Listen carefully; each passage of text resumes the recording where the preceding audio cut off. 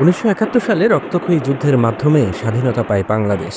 অন্যদিকে দীর্ঘ যুদ্ধ শেষে ১৯৭৫ সালে একীভূত স্বাধীন রাষ্ট্র হিসাবে আত্মপ্রকাশ করে ভিয়েতনাম। দুটি দেশই তখন চরম দারিদ্র্য, বিধ্বস্ত অবকাঠামো ও খাদ্য সংকটে জর্জরিত। বিশেষজ্ঞদের মতে শুরুর অবস্থান ছিল প্রায় একই। দুটি দেশই ছিল কৃষি নির্ভর।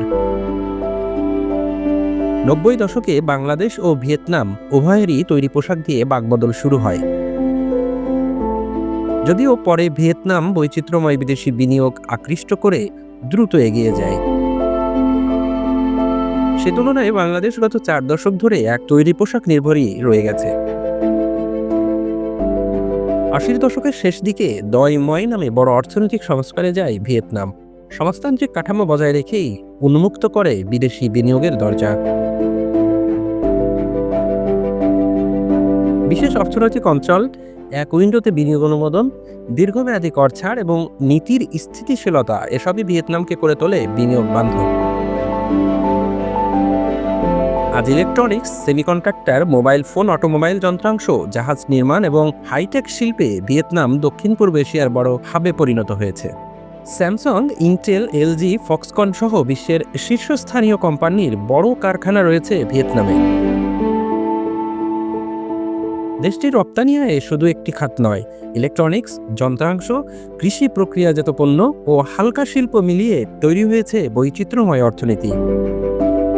ফলে বৈশ্বিক সংকট এলেও একটি খাতে ধাক্কা পুরো অর্থনীতিকে অচল করে দেয় না। অন্যদিকে বাংলাদেশেও একেবারে পিছিয়ে নেই। তৈরি পোশাক শিল্পে বৈশ্বিক সাফল্য এনে দিয়েছে কোটি মানুষের কর্মসংস্থান, দারিদ্রতা কমেছে, অবকাঠামো উন্নত হয়েছে, বিদ্যুৎ উৎপাদন বেড়েছে। কিন্তু সমস্যা হলো রপ্তানি আয়ের প্রায় ৮০% এখনও নির্ভর করছে একটিমাত্র খাত, পোশাক শিল্পের উপর। বাংলাদেশে বিনিয়োগে বড় বাধা হিসাবে উঠে আসে দীর্ঘ প্রশাসনিক প্রক্রিয়া, নীতির অনিশ্চয়তা, জমি সংকট এবং সমন্বয়ের অভাব, পাশাপাশি দুর্নীতির ভয়াবহ থাবা। একই প্রকল্পের অনুমোদনে যেখানে ভিয়েতনামে সময় লাগে কয়েক সপ্তাহ, সেখানে বাংলাদেশে তা গড়ায় মাসের পর মাস। ভিয়েতনাম শ্রমশক্তিকে ধাপে ধাপে দক্ষ করে তুলেছে প্রযুক্তি নির্ভর শিল্পের জন্য। কারিগরি শিক্ষা ও শিল্পের সংযোগ সেখানে অনেক শক্তিশালী।